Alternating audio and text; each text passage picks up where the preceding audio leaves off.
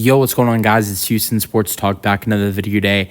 And today, the Arizona Diamondbacks have traded for relief pitcher, but also he can start AJ Puk. He has had a very solid year this year with a 4.30 ERA, 32 games, 4 starts. This year has really been the first year of his career where he's kind of, I wouldn't say been turned into a starter, but actually started. He's pitched 174 games in his career. Has only started 4. Those 4 starts come this season. In this season, he has pitched 32 games with 4 starts. He does have a 4-8 record with a 4.30 ERA. He has 1 save, but he's only pitched in 44 innings, and in those 44 innings, he actually hasn't done terrible. 36 hits, 27 runs, but only 21 of those runs are earned runs. He's only given up 3 home runs in 44 innings, which is pretty good. Only 23 walks, which the walks are kind of bad, but also 45 strikeouts in only 44 innings. AJ Puk has done good. He has had some struggles, but if you let's look at his last 5 games. His last 5 games, AJ Puk has been pretty dominant. In his last 5 games, AJ Puk has pitched a total of, I believe, 6 innings he's pitched, and in those 6 innings, he's only given up 1 hit. He's given up 2 walks, but hasn't given up a single run.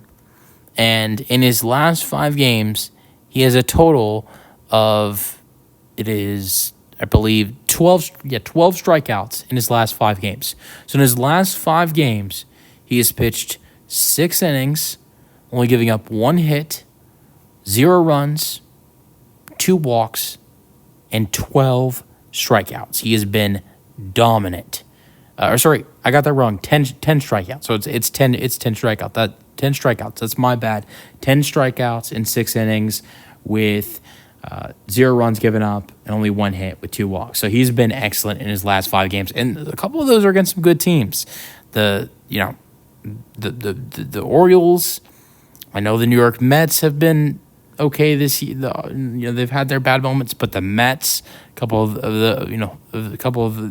those games are against the Mets as well, and then the Cincinnati Reds as well.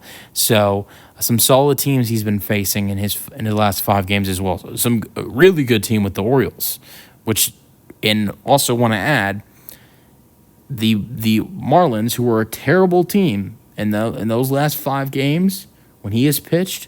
They're 4-1, and we're talking about playing some good teams, playing the Mets, who are pretty good. They're 26-11 in their last 37 games.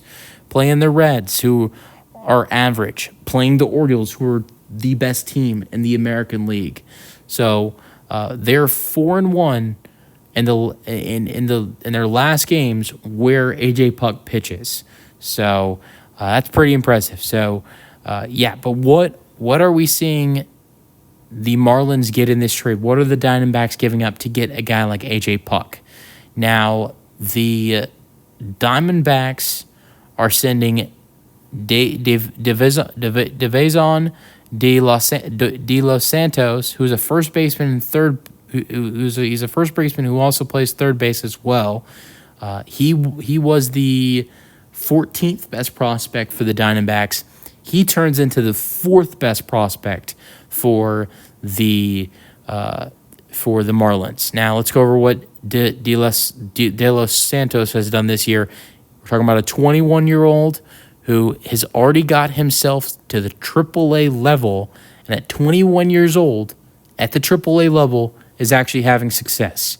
He's batting .289. He was doing too good in AA to the point where, hey, we gotta promote this kid. He's doing that good. He had a 372 batting average in AA, but in AAA, he's batting .290. He has an on-base percentage of almost .350, OPS of .930. He's only played 49 games with 194 at-bats. He has 56 hits, 14 doubles, 1 triple, 14 home runs, 47 RBIs, 11 walks, struck out 48 times, 0 stolen bases. And then what was he doing before he got the promotion? In Double A, 372 games, 426 on base percentage. That's crazy.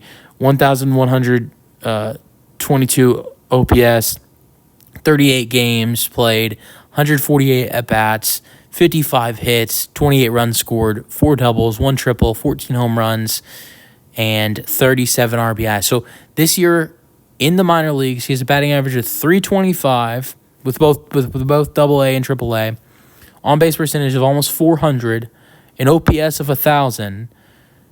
87 games. He has 28 home runs with 84 RBIs, and has struck out 84 times at 21 years old, might I add. Now, who is the other player that is being sent to the Marlins in this trade? The other player is it's Andrew. His name's Andrew. Andrew Pintar, who's an outfielder. He was the 30th best prospect for the Diamondbacks, and he becomes the 19th best prospect for the Marlins. So he is an outfielder. He's expected to make his major league debut in 2026. Very young player as well, 23 years old. And what has he done this year? He started off in rookie ball, made it all the way to Single A, and has got into Double A. Andrew Pintar has really struggled at that Double A level. He has 184 batting average, only in 10 games though. So I mean, this is okay. He's a young player. He's going through his first experience in Double A, but in 10 games he only has 7 hits in a total of 38 at bats. It's not a huge sample size. He has 6 RBIs. Struck out 12 times, but we're talking about a 23-year-old who's just starting to play at Double A. But he was killing it in Single A, batting average of 304, on base percentage of 400, OPS of 920, 57 games, 217 at bats, 66 hits, 9 home runs, 32 RBIs. Not really much of a home run hitter, but still has some solid future. He's so young, but he's just gotten to the level of Double A. But I want to get to A.J. Puck a little bit because he is the main part of this trade. I like the addition for Arizona because their pitching is so weak. They are the bottom 5 of most of the pitching stats. With ERA, they have one of the worst ERAs in Major League Baseball at 4.50. They have one of the best. They have one of the worst whips in baseball. They have been atrocious pitching. I know that ERA is a little bit rough for A.J. Puck this year, but he still has done some solid things. I mean, let's not act like 44 innings pitched with, only giving up 21 earned runs, and, he has 45 strikeouts. He has more strikeouts than innings pitched. He hasn't been terrible. And also in the past, he's been pretty solid. A 3.97 ERA and a 7-5 record in 58 games. What has really hurt A.J. Puck is the 4 starts he made. I think he struggled in those 4 starts, but since he's been what he's supposed to be, a relief pitcher, things have been a lot more different for him. 2023, it's just a relief pitcher, 7-5 with Miami. 58 games pitched with a 3.97 ERA, 56 innings pitched, 25 earned runs, and he had a total of 78 strikeouts. 2022 with Oakland, 4-3 record, 3.12 ERA, 62 games, and he also had 66 innings pitched with 76 strikeouts. So this guy right here has been and shown he's really good when he's just a relief pitcher. And this year, Miami kind of turned him into something he's really not with starting him for 4 games. And I think that's where his ERA kind of took a little bit of a hit. But in his last 5 outings, he has been really good. Like I mentioned, 6 innings, 10 strikeouts, not a run given up, only 1 hit. So he's a lefty. I think Arizona could really use that. Also pretty interesting, 6'7". He's 6'7". So let me know your thoughts on the trade for both the Marlins and the Diamondbacks. I like the trade for both of these teams. A.J. Puck is a good relief pitcher. I think he'll do better coming on to, a better team. Look, this is a bad pitching team. But that could be a little bit of an opportunity for A.J. Puck to pitch more. And A little bit of a change of scenery. I know that the Diamondbacks aren't in a great place right now. Yes, were they in the World Series last year, but they have struggled a lot for a team that were in the World Series last year. But the Diamondbacks are in a way better situation and a way better team than the Miami Marlins are, if you ask me. So I think this could be a good change of scenery for AJ Puck. So I like the trade for both teams, though. I think that the Marlins are getting a decent return piece back for AJ Puck. They have one of the weakest farm systems in the MLB, so to improve their farm system is definitely a good opportunity for them. In the farm system rankings, the Miami Marlins are almost dead last at 29. Now, the Diamondbacks aren't much better at 22, but to improve their farm system is very good route for them to go.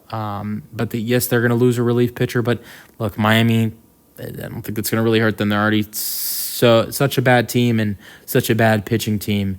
But I think this improves Arizona. But as for the prospects part of it, I like the deal for Miami. Let me know your thoughts on the trade for both teams in the comment section. If you like what you see, push the subscribe button, and peace out.